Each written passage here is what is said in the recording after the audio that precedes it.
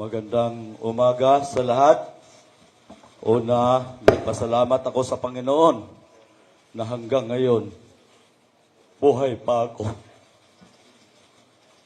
Salamat sa mga kamag-anak na nandito ngayon, lalo na sa social media, sa ating mahal na Pangulo, sa SOJ, Crispin Remulla, sir, sa ating PNP chief, na siya ang nagpalakas loob para ako lumantad dahil alam ko siya lang yung tao na hindi kayang bayaran ni Mr. Atung-ang.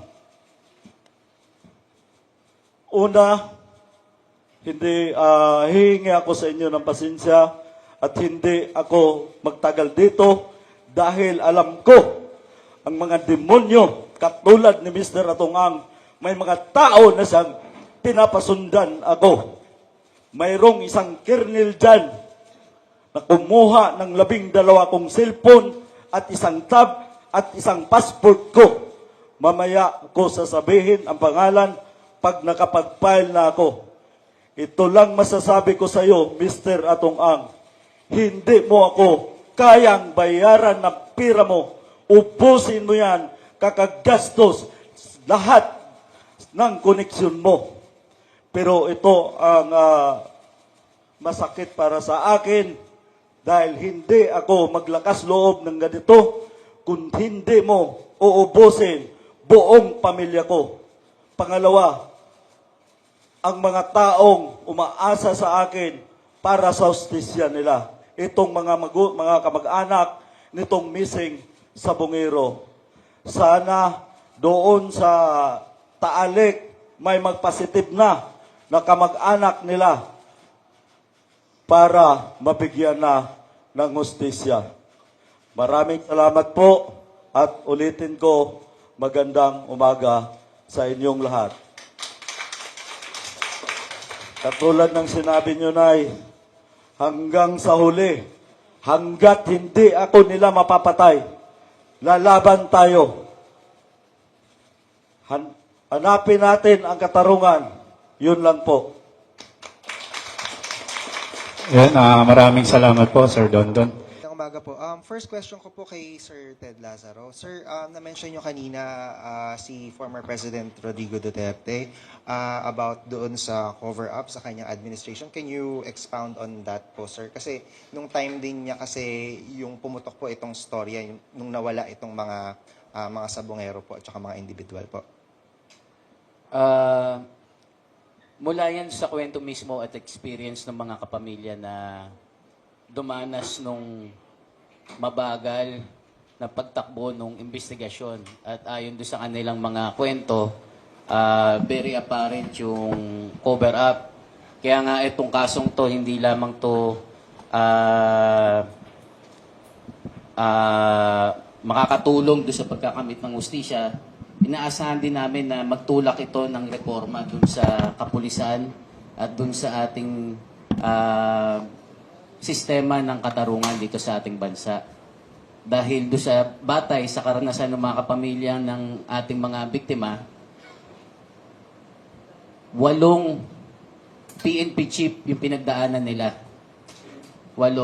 At batay po doon sa personal nilang karanasan, nakita nila kung paano minaniobra, paano pinagtakpan ng mga kasama nilang investigador yung kaso. No? Ito po'y batay dun sa kanilang panawagan. Kaya simula po nung nangyari yung forced disappearances ng mga sabongero ng panahon ng administrasyong yon, dapat sigurong managot. Hindi lamang po itong sinasabi nating mastermind ngayon, kundi yung mga kasabwat. Kasi hindi naman po pwedeng yung mastermind lang yung gumawa eh. At lumalabas yung kasabwat dito, yung mga inutusan, mga miyembro ng kapulisan. So yun po. Salamat po. Yung next question ko po, kahit po sino dito sa family members po. Kasi ang sinasabi po ni Atong, ang kine-question po niya, yung credibility nitong si Mr. Dondon po, no, na may mga criminal background, at bakit siya kailangang paniwalaan na meron nga po siyang criminal backgrounds. Ano po yung masasabi niyo po dito? Hello, good morning. Pagmasdan niyo po, si Mr. Atong Ang, marami na yung mga gusot na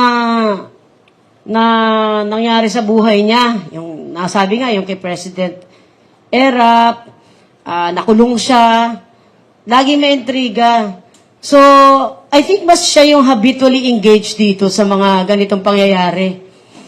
Ngayon, yung sinasabi sa witness, di patunayan niya rin na talagang inosente siya, di ba? I don't think, I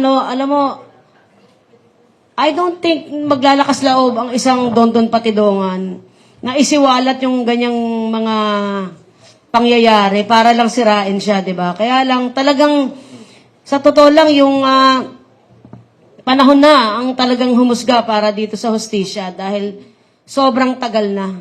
So, para sa amin, itong witness na lumabas nito, talagang credible siya para sa amin kasi lahat medyo tinatamaan niya eh. Merong mga buto dun sa lawa, nakita man natin, di ba? Meron siya mga pwedeng patunayan. So, mahirap ka lang pupunta ka sa media, tapos magkikwento ka, ganito, na parang hearsay. Ito, kung mapapansin nyo, talagang meron siya mga evidence. So, ganun din doon sa mga nananawagan kami sa mga future na mag-i-star witness. Pag-aralan nyo humaigi kung ano ang pwede nyo ma-contribute dito sa kaso natin. Kasi kung manggugulo lang kayo, wag naman kasi ang tagal na namin inintay itong ganitong panahon para makuha yung hustisya. And talagang nagtsatsaga po kami. Maraming salamat po. Ako po si Gary sa TV5. Sir Ted, sabi niyo po kasi yung imbestigahan natin yung past administration. Kasi as I handled the missing Sabongeros 4 years ago, inilapit na po nila ito sa iba't ibang agency. And CIDG, and DOJ po. Nagkaroon pa po ito ng weekly meeting. Mananagot din po ba ang DOJ? Failure kasi yung nangyari since nung nagsimula to eh. Dahil hindi siya isolated case, hindi siya iisang tao lang. Sangkaterba yung winala. At apparently nga, malaki yung kinalaman ng mga nakaupo sa pwesto doon sa pagpapabaya or incompetence, no? So, let the axe fall where it falls, siguro. Kung sino man yung nag-fail o hindi ginawa yung katungkulan o yung tungkulin nila para ihatid yung hustisya dito sa mga kamag-anak, siguro dapat silang managot. No, lahat naman, kahit tong administrasyong ito, kung hindi nila maidideliver yung katarungan para sa pamilya, dapat ipanawagan ding managot sila. No? Nagpapasalamat na yung mga kasama natin dito sa panimulang tulong ng gobyerno, ng administrasyong ito. Pero kailangan nating siguraduhin, kaya po nandito yung Justice for the Missing Sabongeros Network, para siguraduhin, walang whitewash, walang sacred cows, at lahat ng dapat managot ay managot. So yun po, wala po dapat sinisino. Kasi ang gusto nating mangyari, mabago nga po yung sistema na ganito. Matigil yung impunity. Kasi matagal na pong nangyayari to sa bansa natin. No? Matagal na pong nangyayari to. Hindi lamang po doon sa mga kapamilya ng mga nawawalang mga sabongero. Yung mga desaparecidos po, yung mga nawawalang mga aktivista, na human rights workers, environmental workers, palagi po itong nangyayari sa atin at palagi pong sangkot mga state agents. Kaya kasama po ng panawagan natin pagtindig dito sa mga kasama natin na kapamilya ng mga nawawalang sabongero, yung pagtindig doon sa karapatan ng bawat isa. So, yun po. Salamat. Nasa lang po, kay Ma'am Charlene.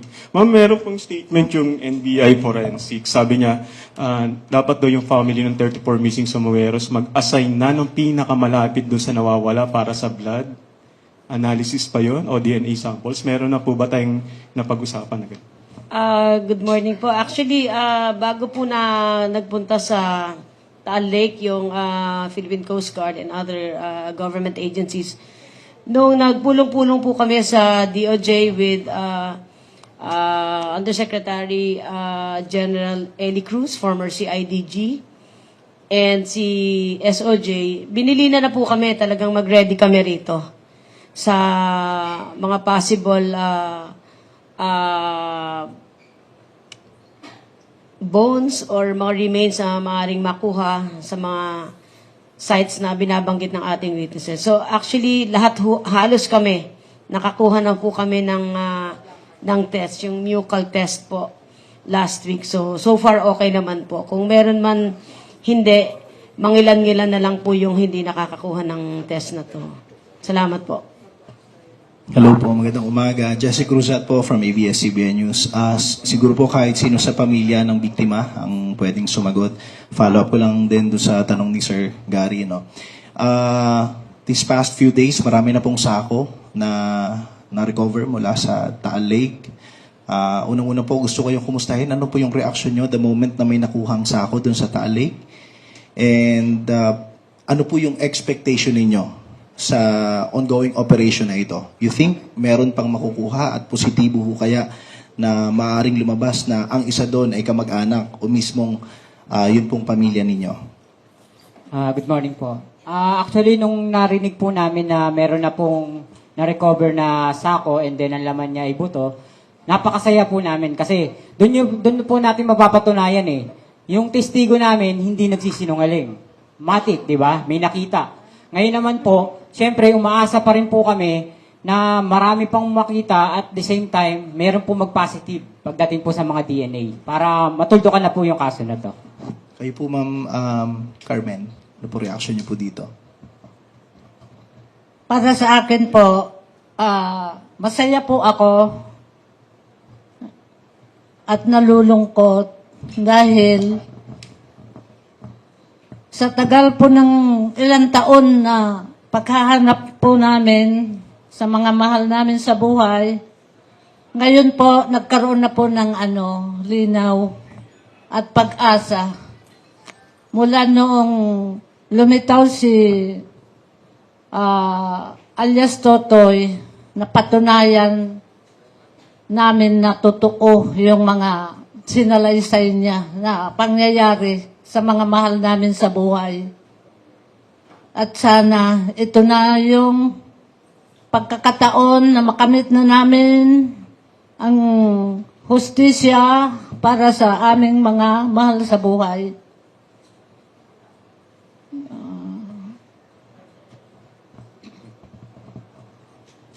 Ang masasabi ko lang po, talagang napakalaking pagpapasalamat namin sa PNP, sa mga pagpupursige nila at lalong-lalo na kay alias Totoy. Nagpapasalamat kami talaga sa kanya dahil naituro niya kung nasaan yung mga mahal namin sa buhay. Masaya po kami dito. Salamat talaga sa lahat ng mga tumutulong sa amin. Yan lang po. Gusto rin namin magpasalamat sa Philippine Coast Guard. Actually, hindi talaga madali yung ginagawa nila. So, nakita namin yung video sa ilalim, medyo malabo. Pero, these people are also risking their lives para masagot yung tanong natin at malaman talaga yung katotohanan. Pinagdarasal ho namin kayo, kay Commodore Tovillo and his team.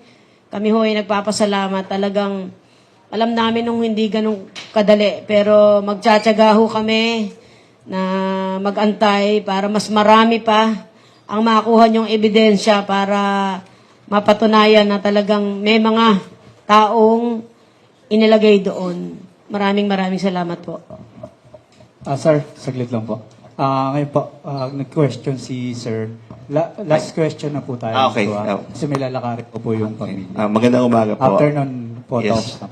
I'm Barnaby Lowe from Al Jazeera. So, bali, foreign media po. So, just for the benefit of our international audience, kasi medyo mas wala po silang idea sa nangyari na ito. Gaano po kahirap para sa inyo yung last 3 or 4 years na nawawala yung mga kamag-anak ninyo, walang nangyayari sa kaso, at ngayon po, sa nangyayari ngayon sa yung search na nangyayari sa Taal Lake, gaano po yung kumpiyansa ninyo na finally magkakaroon na ng hustisya. Hustisya meaning, kasi dinidiin niyo po si Mr. Atong Ang. So, I guess ang hustisya para sa inyo is makonvict po si Mr. Atong Ang.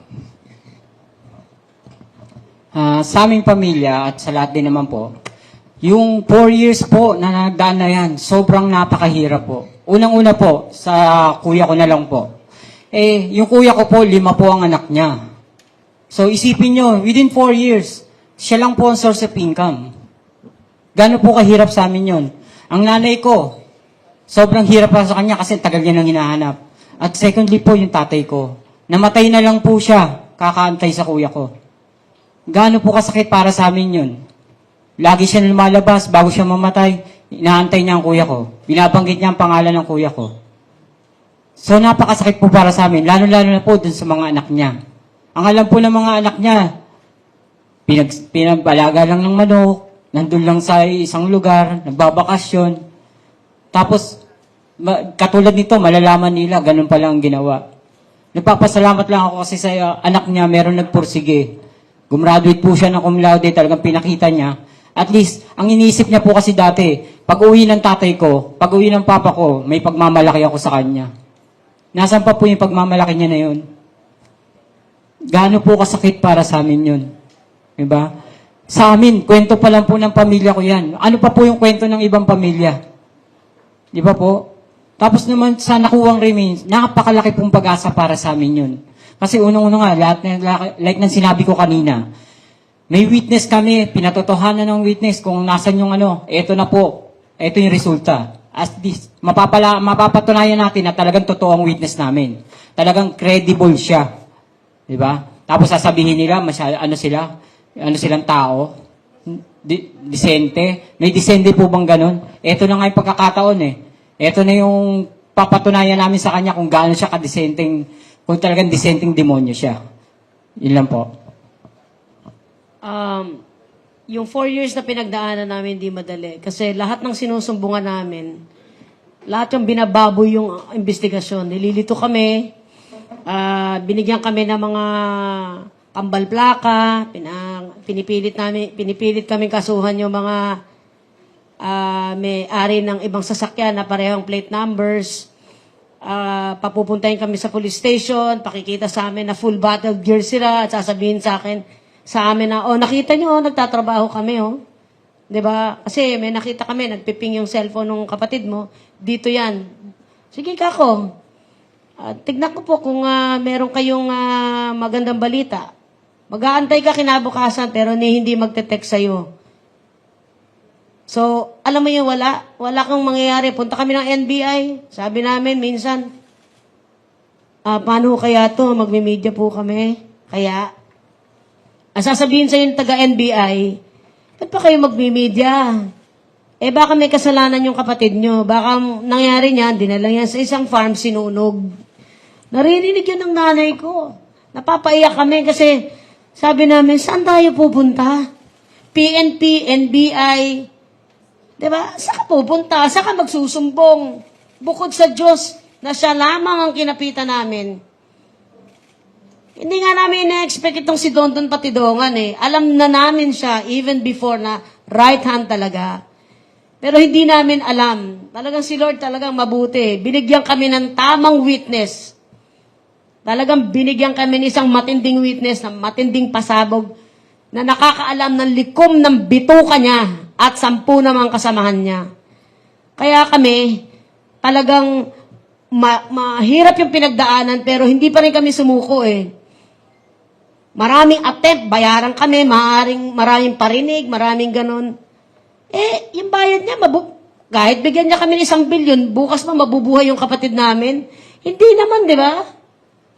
So yung sinasabi niyang nandaya, mabalik tayo doon sa nandaya, para yung negosyo niya ay mas malaki pang kinita niya. Napala niya ngayon, di ba't mas malaki gastos niya kasi andyan.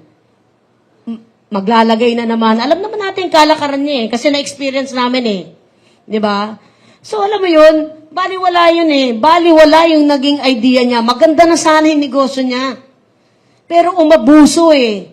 Alam mo ang tao, pag umaabuso, pag sobra sa lahat, nagse-self-destruct. Ayun ang nangyari kay Atong Ang. Di ba? Ganun naman yung iba eh.